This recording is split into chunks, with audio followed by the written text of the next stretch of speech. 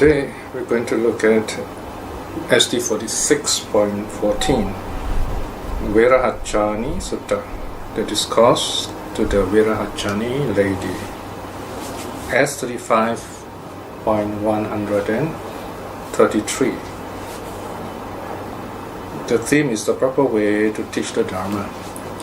Now in this sutta we meet another unique person in the sutta collection, in the whole of Tipitaka in fact. That is, she's a woman teacher, and that's all we know about her. And apparently we don't meet her anywhere else in the suttas. And this is a very simple story about how the Dhamma should be properly taught. So let's go straight into the sutta. The translation is on page 120. The discourse to the Virahachani lady, S35.133. At one time, the Venerable Udayi was living in the Brahmin Todeya's mango grove outside Kamanda. Okay, so here we have a few new names. Udayi here refers to a senior monk by the name of Maha Udayi, and he's living in a mango grove belonging to the famous Brahmin Todeya. Kamanda is a town, is a village rather, in Kosala country. Okay, the sutta continues. Then a Brahmin youth, a resident student or apprentice of a Brahmini lady of the Virahachani clan, approached the Venerable Udayi. Having approached the Venerable Udayi, exchanged greetings with him, and when this courteous and friendly exchange was concluded, he sat down at one side. When he was seated thus at one side, the Venerable Udayi instructed, inspired, roused, and gladdened him. Okay, so this is the opening. We have this young Brahmin comes to see the monk Udayi, is an Arahat, and he's given some Dhamma instructions. Now we're not told what instruction is given, because the theme of this story is coming in a moment. So here the focus, in other words, is not any teaching but as we will soon see, is how the Dharma should be taught to the lay people. Okay, so this young man listens to the Dharma and it is over and he's very happy, so he goes back to his mistress, to the lady of the house. Section 4. When the Brahmin youth had been instructed, inspired, roused, and gladdened by the Venerable Udayi, he rose from his seat and left, approached the Brahmini lady of the Virahachani clan, and said this: "Indeed, madam, you should know that the recluse Udayi teaches the Dhamma which is good in the beginning, good in the middle, good in the end, endowed with meaning and phrasing. He proclaims the holy life that is entirely complete and pure." Right? So basically he's telling the lady of the house that he has heard a wonderful teaching and that the monk Udayi is a very good teacher. Of course, the lady is inspired and she's quite curious. So she replies, she tells the student.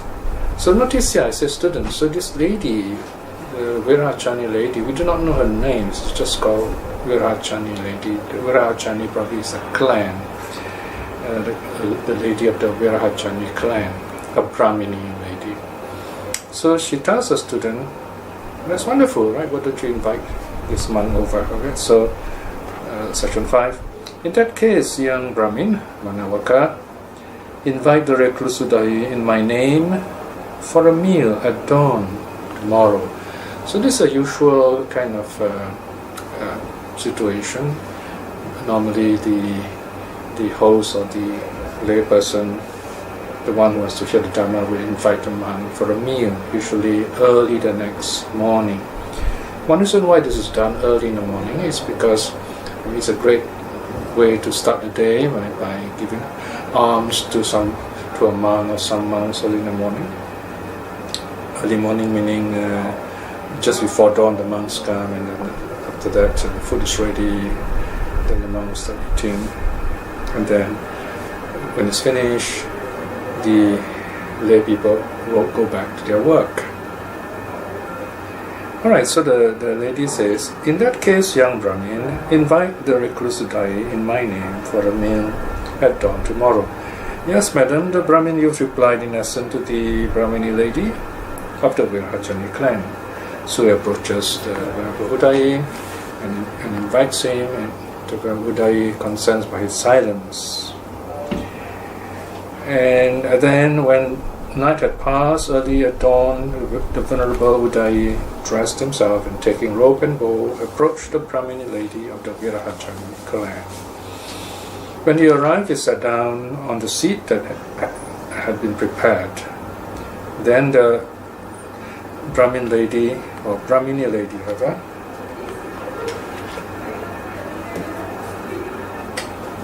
of the Virachani clan served with her own hands foods hard and soft and satisfied the Venerable Udayi. Then when the Venerable Udayi had finished his meal and washed his bowl and hands, the Brahmini lady of the Virachani clan, having put on her sandals, took a high seat covering her head,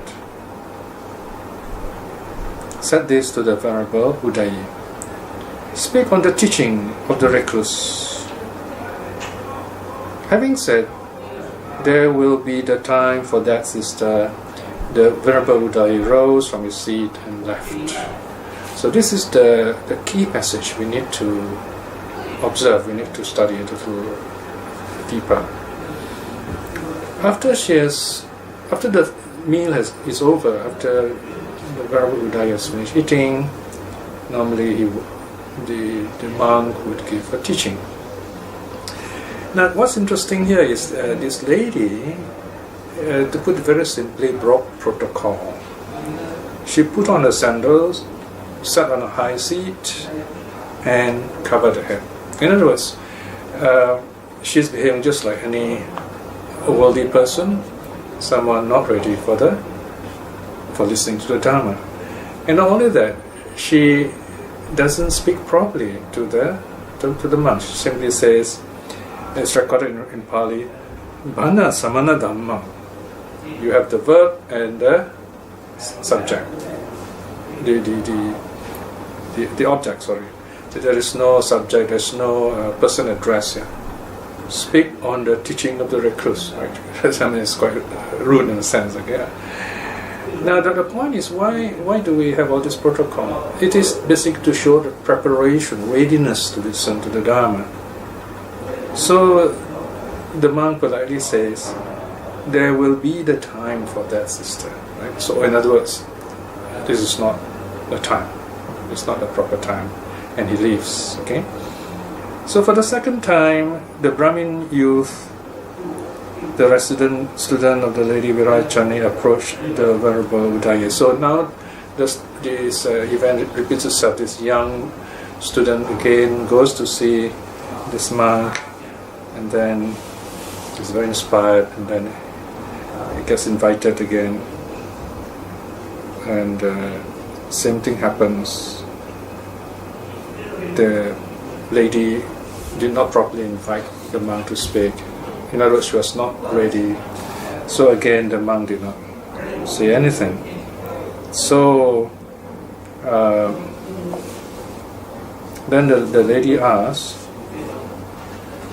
why doesn't the Venerable Udayi teach the Dharma? So the young student replies, section 12, this is because you, lady, having put on your sandals, taken a high seat, and keeping your head covered, said this to the Venerable Udayi, speak on the teaching of the recluse. In other words, it's not a proper way. And Udaya gives this explanation. For these worthy ones respect the Dharma. They revere the Dharma. So it's very important to understand here, when the lady is not ready to, or rather when she shows herself in that way, what's happening here is that she's not really ready to listen to the Dharma, because she's going to be very uncomfortable, head covered, and staying on the high seat, and the monk is on the lower seat, and so on. So the idea is to be completely ready, comfortable, so that the Dharma can be presented. So here, in other words, it's not so much out of respect for the monk, for the teacher, it's rather for what is going to be transmitted. Because what is going to be given to us must be properly received. Why? So that we can remember this teaching. Otherwise, we will not be able to properly practice it. So in many ways, if we study world culture, those culture that have the ability to have a good attention span when a teaching is given, they are likely to progress very far. Take the ancient Greeks, for example. They had this great attention span for listening, so they had great philosophy. Although their culture, as we know it, died, the ancient culture, the teaching, the philosophies from the foundation of Western society.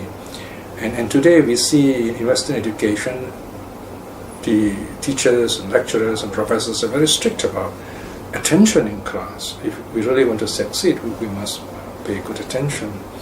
Similarly, if you really want to know the Dharma well, you must come prepared and ready to listen to the Dharma.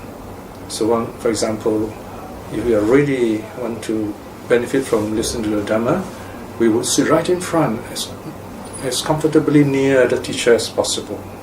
Those days there were no PA system. But even with the PA system, with the public address system, with loudspeakers, sitting near the teacher is to see the Dharma live. You're seeing this teacher speaking, you see his expressions, his calmness, and when you ask questions, he's able to hear you, and so on. And of course, nowadays with so many new gadgets, we are more likely to get distracted if we're not mindful. So it's very proper for us to switch off our phones when we enter a Dharma hall, when we are, especially when we are listening to the Dharma, so we can totally focus on the talk that's been given. Sometimes, as we're listening and the phone beeps, and our attention goes to the phone just for a while, but because of that, we miss some important points that's given to us. So this is where the ability to focus directly, clearly, fully is the way to wisdom where the Dharma is concerned. So here it is the respect for the Dharma. Then this time the lady Virahachani learns how to approach the monk properly and invites the monk. And this is the second time. She invites the monk Udaya, and this time she's more careful. Okay? So this time, after the Venerable Udaya has taken his meal, look at section 16. Then when the Venerable Udaya had finished his meal and washed his bowl and hands, the Brahmini lady of the Virahachani clan removed her sandals, and having taken a low seat, uncovered her head and said this to the Venerable Udaya. According to the Arahat Bhante, when what exists does the Arahat declare or define pleasure and pain. When what does not exist does the Arahat not declare pleasure and pain. Right? So the discussion, two parts, yes and no. Then Udaya replies, Sister, when there is the I, the Arahat declares pleasure and pain. When there is no I, the Arahat does not declare pleasure and pain. So in other words here, the Udayi is explaining pleasure and pain arises from seeing, from the eye, from seeing, and our sense activities, in other words. There are two ways of looking at this answer. The eye brings pleasure and pain. The eye itself, beautiful eyes, ugly eyes. Like if the eyes, we see eyes as beautiful, pleasure arises. We see the eyes as ugly, or our eyes are in pain, we feel pain. Right. Second meaning is it's the activity of the eye as faculty. When we see things which are pleasant, we react with pleasure. We see something as unpleasant, we feel unhappy about it, and so on. When there is the ear, the Arhat declares pleasure and pain. When there is no ear, the Arhat does not declare pleasure and pain. When there is the nose, the Arhat declares pleasure and pain. When there is no nose, the Arhat does not declare pleasure and pain. When there is the tongue, the Arhat declares pleasure and pain. When there is no tongue, the Arhat does not declare pleasure and pain. When there is the body, the Arhat declares pleasure and pain.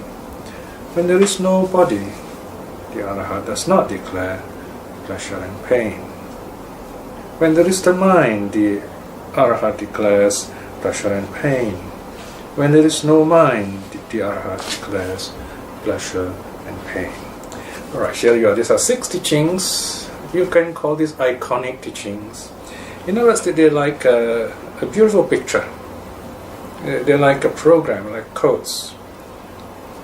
It is from this that the Dhamma is preserved, and teachers of different times through the ages who understand, who practice meditation, who keep to the stream of the Dharma that flows in the Buddha's time, they will be able to reinterpret this. They will be able to play this wonderful music again for the ready audience.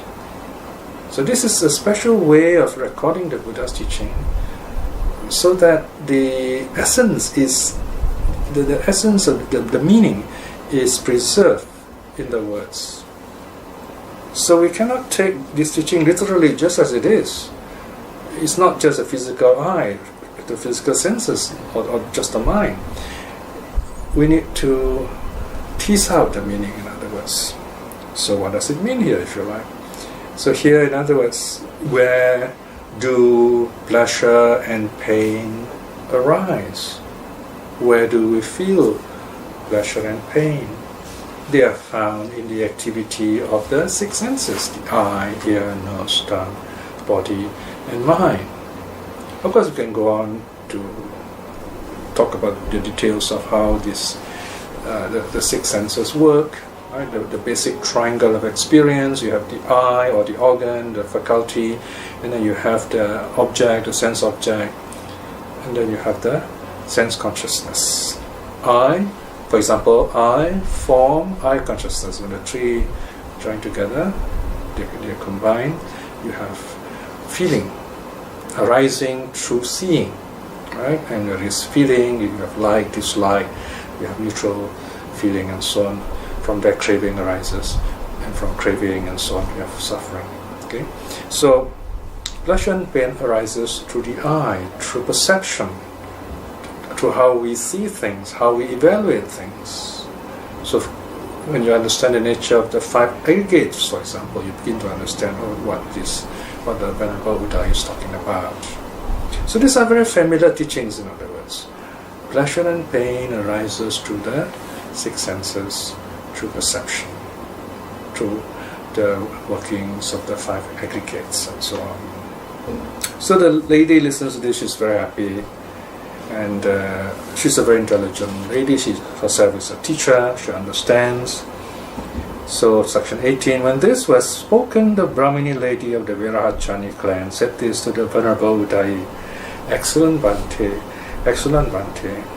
just as if one were to place upright what has been overturned,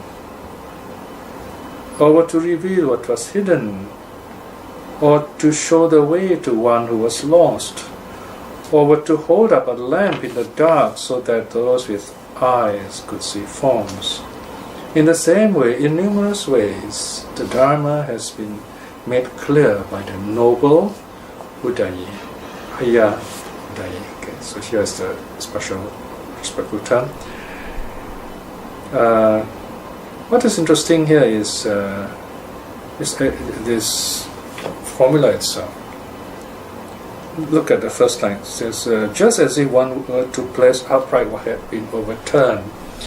In other words, here what is meant here is that before this teaching, the lady of the Virachani clan, the Brahmani teacher, did not have the right idea about how the senses work and so on. So now her wrong ideas is set right. So too, like for many of us, we may have wrong ideas about things. For example, if we are in pain or we are suffering, we blame others. Then we hear the Dharma, the suttas tell us we have to look within ourselves and understand nature of conditions. There's no one to be blamed. Right? Then we set things right. And then second line says, or were to reveal what was hidden. When you hear the Dharma, it's like something hidden is revealed to us. What hides this wisdom from us? It's our own ignorance. We're not able to see through this shroud of ignorance. So when the Dhamma is taught, the Dhamma clears the way so that with our own vision, we're able to see this beautiful panorama before us. In other words, we ourselves are able to understand, to see this truth. This is very important. It's not something outside of us. We see it within us. Although in talking about it, it appears as if we are looking something outside, the reality is we are looking within ourselves. Or we are looking what's things around us in a way that we totally understand what it means to us deep inside us. Then the next line says, or were to show the way to one who was lost. Right? So if we do not understand the Dharma, we do things the wrong way, and then we feel lost, we feel lonely, we feel alienated, and we ask what's going on here. We do not know what to do, we do not know whom to go to. But once you have the Dharma, right where you are, you know that's the answer, and how to go about it, as we say.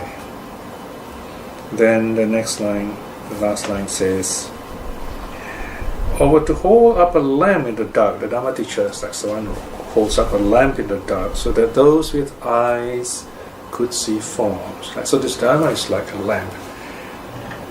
It's like the light. In modern times, we might say it's like the electric light. So the Dhamma teacher is like someone who's able to repair the circuitry, if you like. Just something went wrong with the lighting system, and then he repairs it. The light comes on. Or something as simple as someone who knows where the switch is and turns on the lights, and there you are. You can see things around you.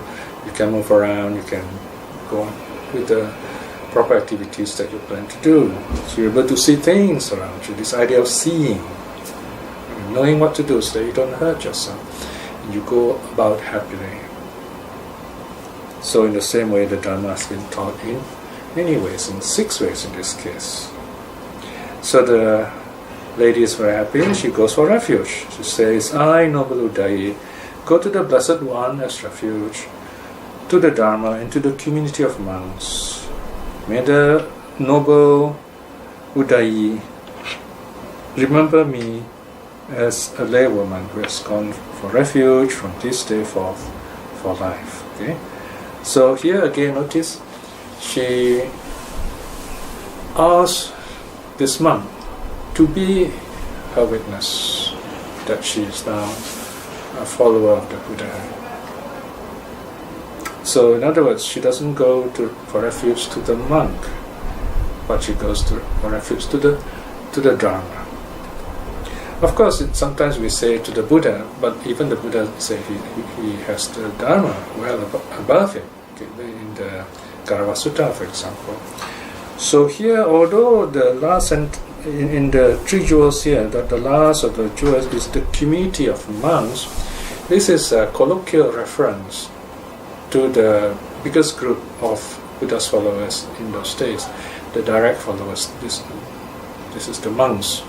So this phrase, the community of monks here, is a synecdoche, is a short form for the noble Sangha, not the conventional Sangha.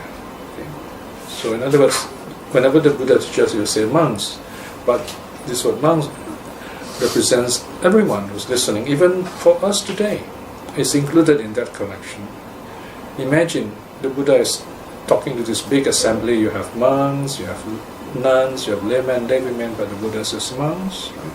But everyone else is listening. This is the ancient convention of the suttas, so we should not take the teaching here merely on the word level. We've got to go into the meaning level, the atta. Okay? So remember, do not be too narrow in interpreting this particular phrase. Otherwise, we may have the wrong idea that, we're taking refuge even in the bad monks, in those monks who break the rules. That'd be terrible, especially in our own times, right? So we go for refuge to the four kinds of saints, the noble Sangha of stream-winners, once-returners, non-returners, and arahats. So whether they are monastics or laity, this is the noble Sangha.